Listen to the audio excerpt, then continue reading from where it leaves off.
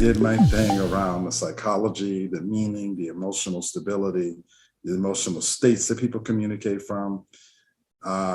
We did the training in September. Incoming calls dropped in November by 20%. Closings went up 33%. Up 33%. So he couldn't say anything. It was, what can you say? Yeah.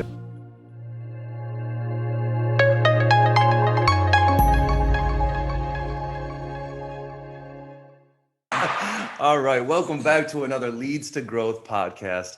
Got an exciting one today. We got the Rod Hairston, aka Billionaire Whisperer, aka the GOAT inside his circles. We all know him. The man, the myth, the mystery, man. How you doing today, brother? Good, man. How you doing? I'm doing very well. I like that sweatshirt. Thank you, sir. Hey, this guy and I got some good taste in gear, I think. Well, listen, y'all, we're excited to have you here today because Rod's never been a guest on the podcast. We've been running this thing for a couple of years, and I finally was like, you know what? We got to get this guy on here to tell his story. And for all y'all who don't know, I'm not going to tell you, man. This is the CEO of NASP. And also, if y'all don't know, Rod's also the CEO and founder of Envision-U, our corporate consulting sister company, as well as the owner of this beautiful ranch y'all see here today. Now, this is only the second live interview we did. The last one we did was at your other house here in Austin. That's right. With Michael Pollard. And I think if you remember that or not. Absolutely.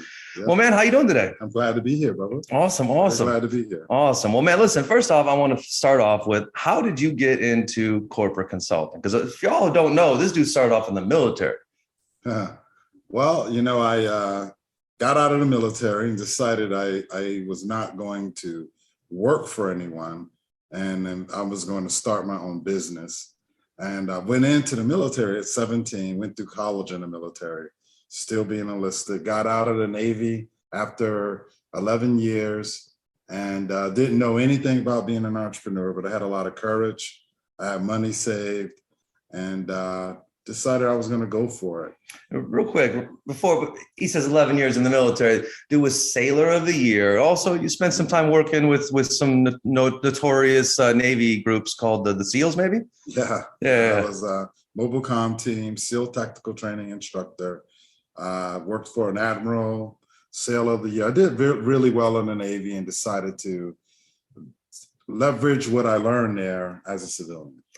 It was a different breed from the very beginning, y'all. So, all right. So the next piece of this story is you go to a Tony Robbins event. There's some stuff in between, I'm sure. Some good stories, I guarantee you that. But so you go to a Tony Robbins event. Tell us what happens at this Tony Robbins event. Yeah, so I go to a one-day program called Strategic Influence at the time. Later changed to Competitive Edge, but Strategic Influence. Drove in with my best friend from Virginia Beach to Washington, D.C., and we go to one of, in my opinion, the most powerful seminar that I attended at that time. And it was all around influence. And halfway through the program, Tony stopped the seminar and pointed to me in the room of about 3,000 people and said, "I want to talk to you." And I thought it was a little weird and left during lunch. And when I came back after lunch, he said that he insisted, "I want to talk to you." We met. He took my phone number, gave me a call about a week or so later and asked me to work with him. So, you know, and I, again, had my own business, but now I'm going to learn from Robbins as a trainer, as a coach. And it was a really, really beautiful, beautiful opportunity for me. That's beautiful. So when this happened, I'd imagine you had some type of vision about where you were going, or what brought this, man? Because that doesn't just happen. Yeah, you know, and again, I honestly, the vision wasn't to necessarily work for Tony. The vision was, I don't really even know if I had a concrete vision. I think that I was a young, enthusiastic, visionary guy, but without a clear-cut vision. And maybe that's how but really a bigger purpose than us necessarily a vision of what I wanted exactly. But I knew what the purpose of my life. I knew that I wanted to help people. I knew I wanted to serve people. That's beautiful. Yeah. And that's a big tip for y'all out there. Having a big vision of all those things you want, it's a great thing. But when it comes down to doing the dirty work, when it comes down to getting the grind, when it comes down to getting up in the morning when nobody else does, you got to have a big purpose to push you forward. And I think that's a great example of that. Absolutely. So after you were with Tony Robbins for how long now? You were with Tony Robbins for how long? From 93 to what you can say now. Yeah, exactly. Still hang out with Tony. Yeah, absolutely. So tell me about tell me about a couple of the big projects. The kids camp was one of the ones that I really loved. I had it. Probably the things that I learned.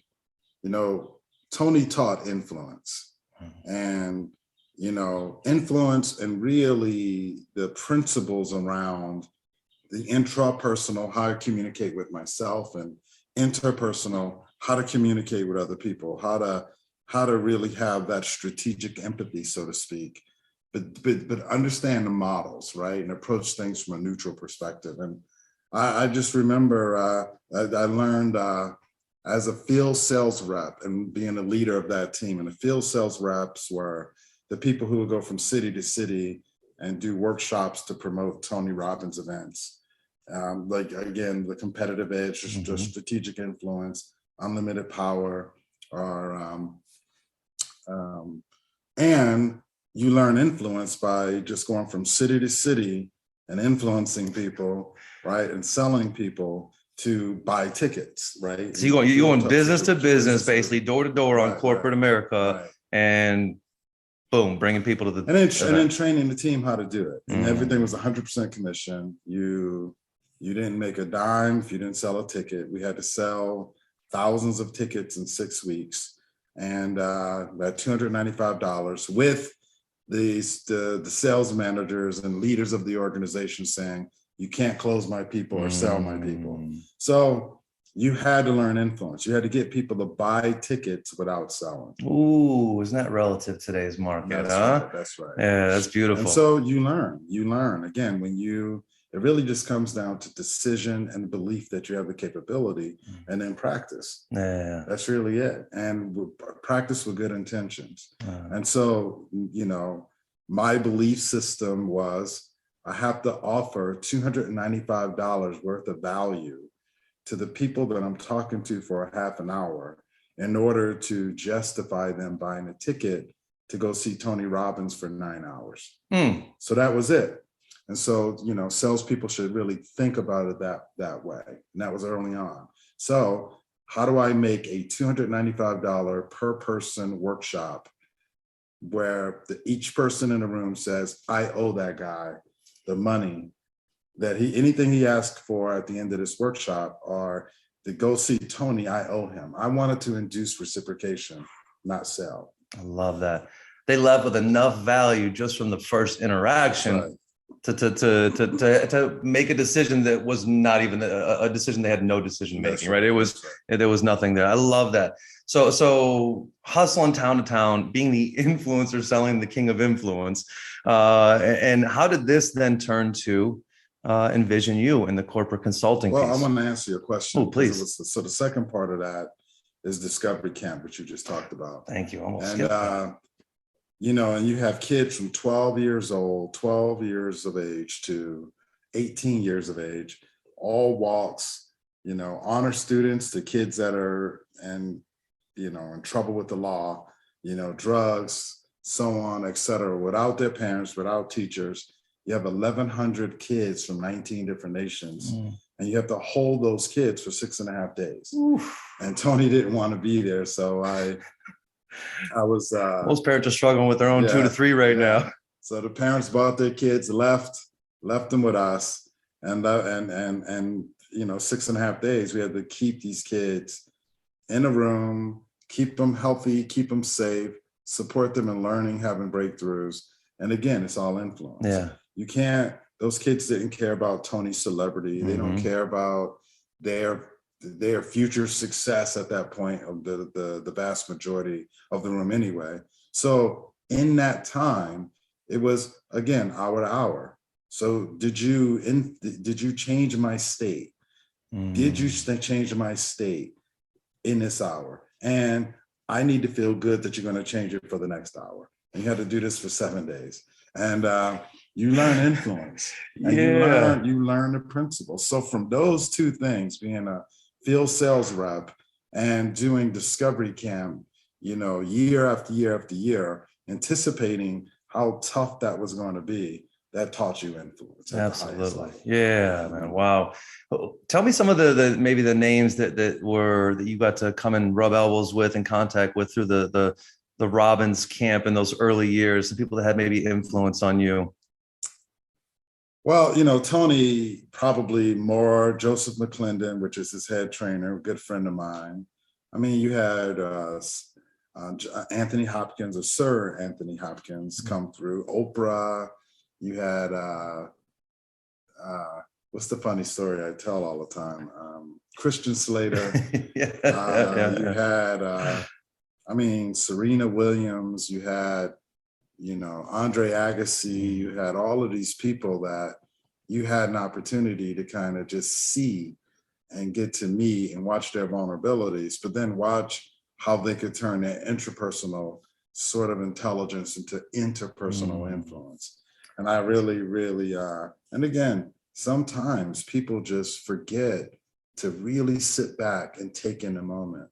And instead of getting caught up in a fanfare, watch, listen, learn. And I did that. I think that was probably the greatest talent I have, is my ability to listen from a neutral perspective, taking information without judgment and with empathy. And you'd be amazed at what you can learn. Yeah, that's beautiful.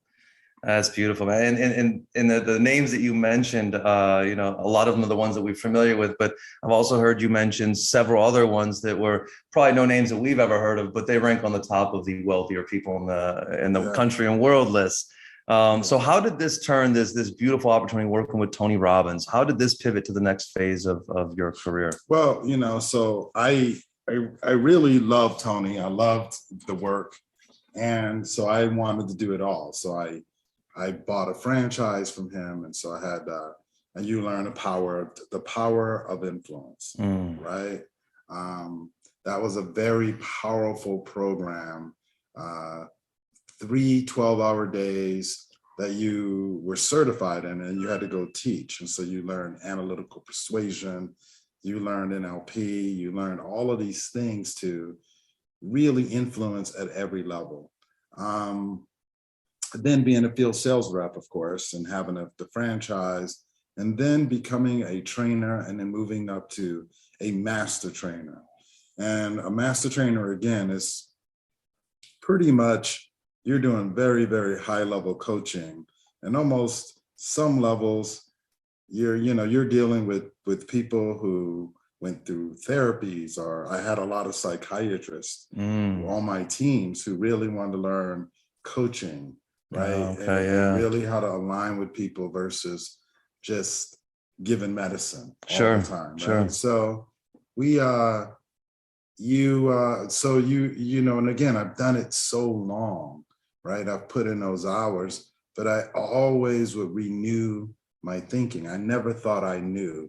I never thought I tried something. I never thought you be careful about walking into a situation going, oh, here we go again. You're different. You wake up different. Your brain is different. You're not stacking. Sometimes information comes forward when you're sleeping, and the same thing that you thought you knew could take you to the next level because you see it differently. So people should be really, really, really careful about what we call having lazy brain. And it takes more energy not to think in these situations than try to hold on to your patterns. Just allow yourself to think, let it go. Absolutely. Right? Put the energy in the right places. And we talked about this. Look at the times of your day too. Like our brains really shut off a lot in the afternoon. They allow our judgments and assumptions to take over. So, it's not something you can just turn on and off. So remember, if you really need to make some thinking decisions, take the time in the morning. The science proves that that's the optimal time. Right. So, but listen, this is one of the great things about Rod too that I love. So I spent a lot of time with Rod, and everybody's always got a great idea for Rod. Always got a great idea for Rod, right? And it's funny because you'll see somebody come over to him, oh man, Rod, I got this great idea. I mean, you got to do this. And Rod will go, oh. That's a great idea. And tell me more. And I'll have literally heard 5 people tell Rod that same idea, yet he approaches the situation refreshed and without judgment. And it is something that I model on a daily basis, because how much do we miss out on by making that judgment and assessment? So I love that. I just wanted to put a little push pin in that, Rod. So as you moved on from the Tony Robbins camp, and obviously you've never moved away from, but moved on to your own things. What was that like, and what triggered that move? Well, we would go to companies, and like I said, the value proposition was leave the value that you expect in the end up front, right? You built up your value. Take it. And so what happened is people would go to the Robbins event. I sold a lot of tickets.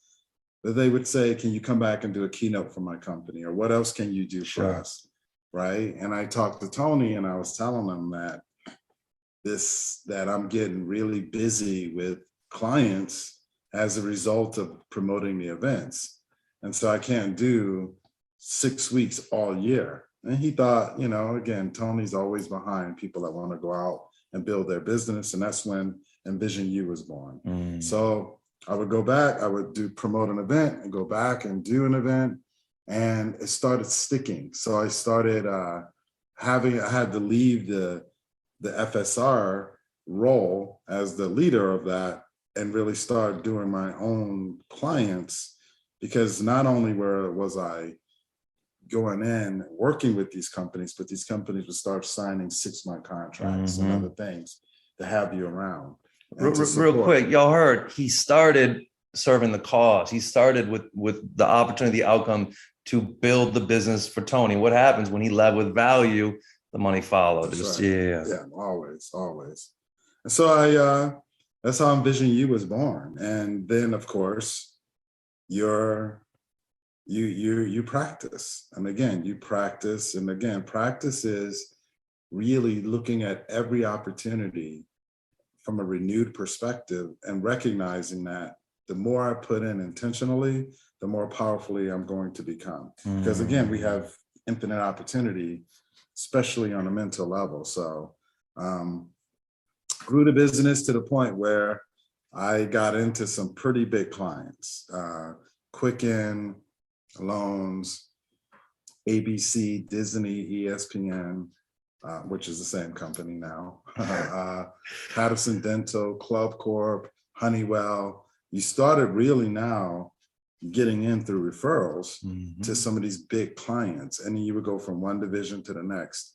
And then you started really, really doing well financially. And that's when I was able to, start providing for my family at a very, very high level. Beautiful.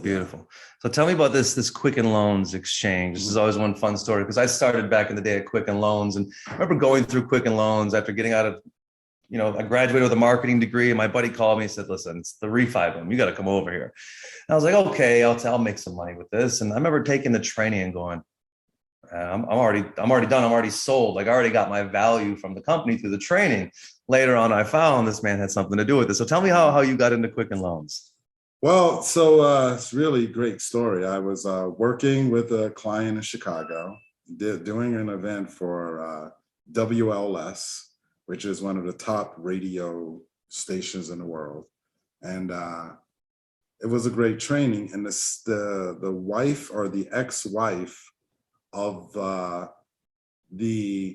at the time, he was a sales manager for Quicken, called and said, you got to hire this guy. And his name was Bill Emerson, and his wife was living in Chicago. They divorced. He was in Michigan. And he gave me a call and said, if my wife likes you, we got to hire you, because she doesn't like anybody. Ooh, so I went down to Michigan, and I met Dan Gilbert, the owner of Quicken Loans, and Bill Emerson, who was the CEO, and he's the vice chairman now. But at the time, I think they had maybe 100 people in the company. And they had a specific issue that they wanted me to solve. I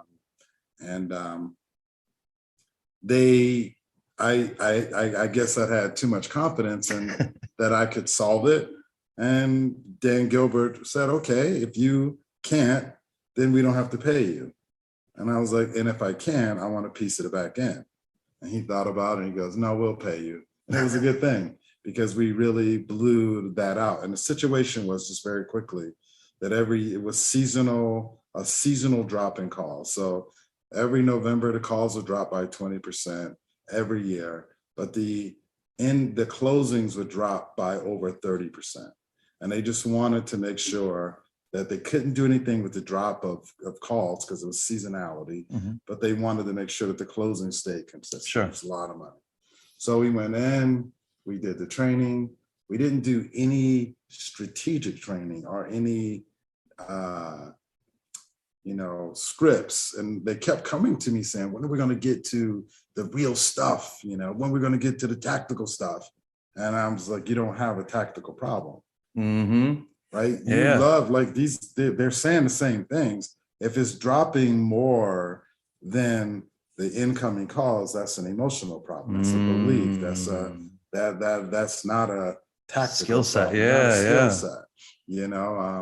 The people are the same people call them in, but your people are anticipating, they're overcorrecting, but it's more emotional.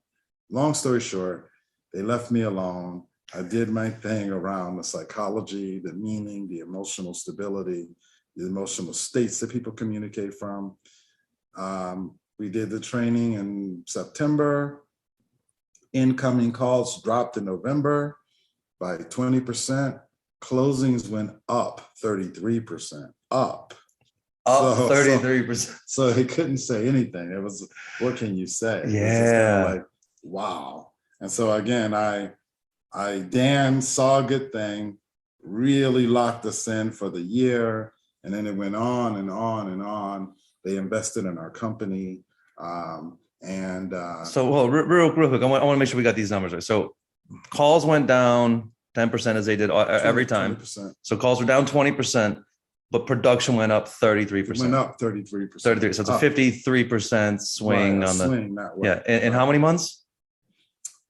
Well, they measured it after the calls. After the calls. Right. How long were you training them? So there was 3 months. 3 months. September, October, November. Right. Woo! Right. Yeah. So again, I without new skills, without new scripts, without new technology.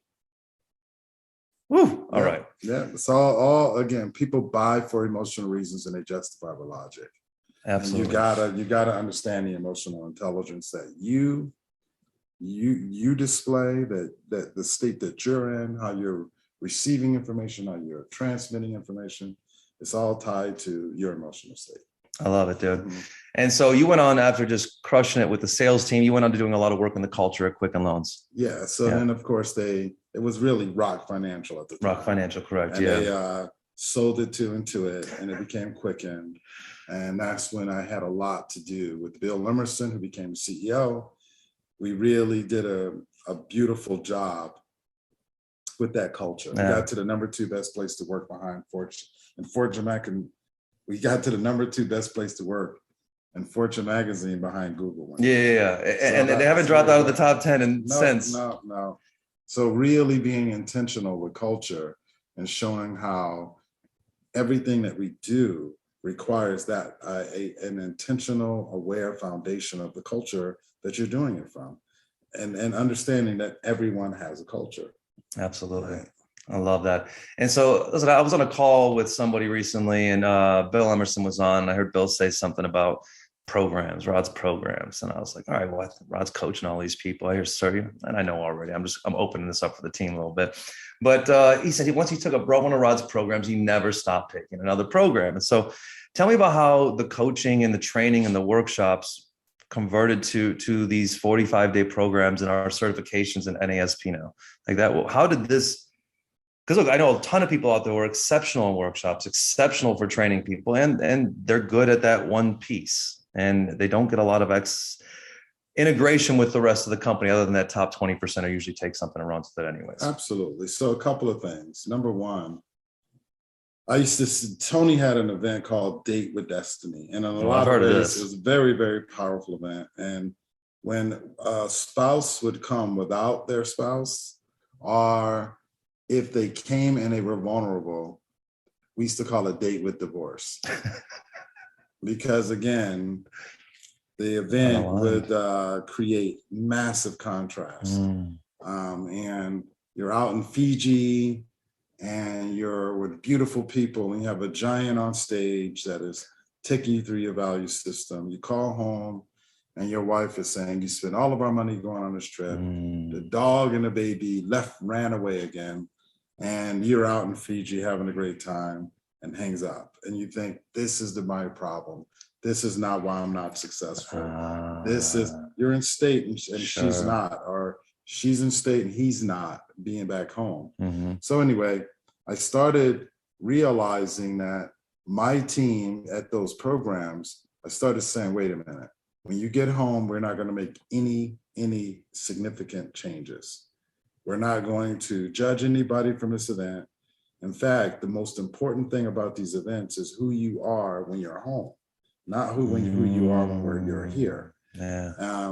Because you have habits, you have an identity, you have rituals, you have triggers, you have anchors, you have debt, you got marriage, you have obligations, you have all of these things that are real world things. And now you got this opportunity for a new psychology, but it's not integrated. So if you think about it, what Tony did for you at this event is he showed you the value of a different way of thinking. He demonstrated how it worked. Now, what you have to do, what we're going to do together is we're going to practice with a coach when you get home. We're going to build a system of repetition in your environment, and then we're going to integrate it. So that's where, and it took 45 days, because 45 days you have to go back and you have to kind of identify the patterns, the triggers. People would get home and get depressed, or they would get home and realize that their habits haven't changed yet. They're not in the same environment. You don't have the sun on your face and the people around you cheering you on. Now you're back and you don't like it. So what we did is we let people take that system with them in a way of 45 days. And it wasn't really organized, but I started seeing it work so well. So I started applying it to my clients, where I would teach them something, and they kept saying, Rob, we need you to come back. We need you to come back. And can you do coaching? And I was like, I can do coaching. So I had so many coaching clients that I was $700 a month back in the 90s. And I would coach from Monday morning at 8 a.m. all the way to 10 p.m. From Monday through Saturday. I would take Sunday off. And that's when I would get all of my cleanup calls and all of these other things. So I didn't have a life, right? And when I did a training or had to travel, people would just get mad. Yeah, right. They were making progress. You were part of the routine now. Yeah. So I upped my coaching sessions to, $1,000 a month, and then $1,500 a month, and then $2,500 a month, and nobody quit. Even people that couldn't afford it didn't quit. And I was like, man, this is really interesting. So I started thinking about what are the consistent axioms, the consistent patterns, the consistent identities. What are the things that I'm seeing through all of my coaching? And I created, and that's when I put it into the 45-day. And I started putting all of these people on a call together, sent them out a little leather book with the 45 days. I saw those old binders, yeah. And really then we all coached each other. Oh, that's cool. And so now I have 50 people on one call going through a program, supporting each other. And the results were even better than the one-on-one coaching. That's great. And people matured, they took responsibility, they were accountable to a team. So the responsibility, the accountability, the flexibility that's needed to communicate and support other people, the vulnerability of like allowing your patterns to be exposed to a team and not taking ownership of those patterns that you didn't want anymore, and the capability of really having people believe in your vision, believe in you, who you tell them you want to be. And I took it to the next level. So the 45-day challenge was born, and it became way more effective than one-on-one coaching. And we started building privately for companies, and built a bunch for Quicken, for the operations, their leaders, their salespeople, the life balance program for the people at home. And we started doing programs on the weekend and bringing family members in and getting them signed up for 45 days. And that became sort of the nucleus and the foundation of the company. I love that. And so y'all heard that one, it was created out of necessity, right? But then it wasn't created as a substitute for what was there. It became something that was better. Why? Because you get dependent on a coach. You need that person there. With these programs, it allowed them to find that dependence and that internal motivation, so that they didn't depend on somebody else. They were able to find that from within. Mm-hmm. One of my other favorite things about the programs, they're not very hardcore skill or style specific. They're very much almost agnostic. They're almost like an add-on bonus, gas behind the fire, because you're able to put your own style or specific beliefs or even strategy within the structure of the programs. Right. You have to build the programs off of axioms or laws or principles. And allow people to create their own meanings around it and create their own. So it didn't matter what your religious beliefs were, your gender, it didn't matter. Yeah. It's like, we're going to build these programs based on gravity because gravity's here.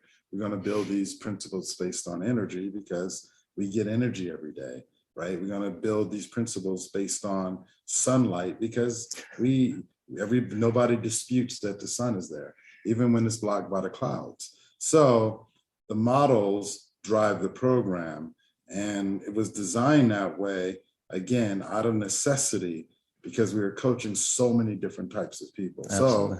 So, doing a Date with Destiny and Unlimited Power Weekend and then coaching and all of the things, I was really, really, really busy.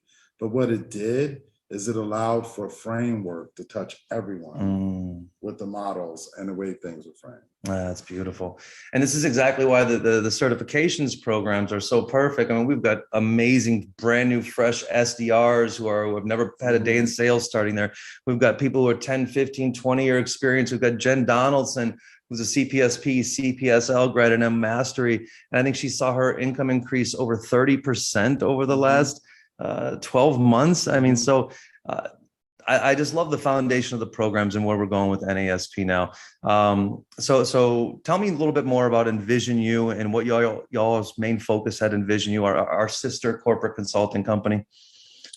Yeah, so Envision-U used to be everything. So Envision-U had the assessments, Envision-U had the sales training, Envision-U had the reality TV programs that we would create as a metaphor for training. It had the leadership development, it had the personal development.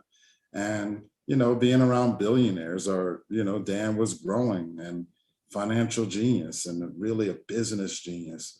And David Katzman, his partner, all billionaires, they're leveraging my knowledge and my team's knowledge and the models to grow their business and create the cultures that would support.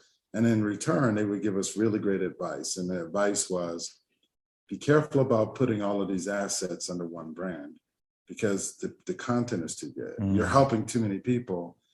And you got to start thinking about investors, or if somebody wants to buy your company or invest in your organization, and you got to start thinking about scale, right? And you're too many. You have too many good products, right? It's like if Apple, you're marketing to everybody, you're marketing to no one. Yeah. If Apple decided they wanted to do cars, or right, it was like they could, but do it under a different brand. Exactly. So and that's when we bought NASP. He came to visit Dan and bring his database of salespeople when Dan was hiring 300, or Bill was hiring 300 salespeople a month. And they saw his program and he asked them to invest. And they were like, you don't have content, nothing's here. And we love the National Association of Sales Professionals is powerful. You're pretty savvy and how you run the business, but there's no content, there's no substance. And he said, you go get Rod to buy your company. So he met with me while he was in town, and he goes, they said you ought to buy my company. And I thought that was funny. And I met with Dan and he goes, yeah, you should buy it. And so it was the first purchase. We bought the NASP, put it on the shelf for a little bit because we were busy. And again, I wasn't listening fully to what they were saying. But man, love that we bought that organization. Love salespeople, because everybody's in sales in some aspect, right? And we were able then to start pulling those assets. But then more importantly, we started seeing that salespeople aren't being supported. It's like a secondary thought process from what people want to do in life, right? And yet it's the most powerful, leverageable thing that you can do in business. Absolutely. Right? And you can become entrepreneurs and CEOs, and some of the wealthiest people started as sales guys. Investors. You can do everything by learning that skill set because of the work you have to do on yourself and the work you have to do in really aligning. And again, if you're going to be an effective one or a value-based sales professional. So we bought NASP. We created Growth-U as a personal development brand. We created Align to Thrive for the assessments. But all of these things were worked on and really, in some ways, taken to some of the highest levels in companies like Honeywell, Patterson, Quicken, Club Corp, et cetera. The white papers and case studies, proven. Absolutely. Yeah, and that's beautiful. So listen, a lot of great things happening with NASP. And we've got some great conference stuff coming up, some great events, some membership things coming up. We just brought in a great user experience guy, Paul Gilbert, who I'm going to have on the podcast real soon, who spent some time at Amazon, Tesla, Groupon marketing director, right? We're doing some big things over here, y'all. But one more thing before we close this up, Rod, because we've got this great artwork in the background. We're hanging out here at this cool little spot. Tell us about the spot we're at right now. This is the ranch, and we needed a space for you, for people watching, for our superstar sales professionals, and the people in our community, sales mastery, growth mastery, the clients with Envision-U, some of the high-end corporate clients. And so I was lucky enough to meet Marty McGuire, who was one of the members of the Dixie Chicks, now the Chicks. And they have this beautiful compound where they made all of their music in this building right here. The studio is right below us. And it's beautiful. And we met, we became really great friends, and we beat out some really cool people for this property. Joe Rogan, Alex Jones, and some really interesting characters. We beat them out and became great friends with Marty. Bought it about 3-4 years ago. Made some really beautiful improvements, and we have some really great events. 7 acres and sleeps 33. Really, really beautiful spot. More importantly, the energy and how people feel when they come, and when they stay, and how they feel when they leave. That's what I love most about the property. Absolutely, man. We had Deepak Chopra over here the other day, a couple months ago.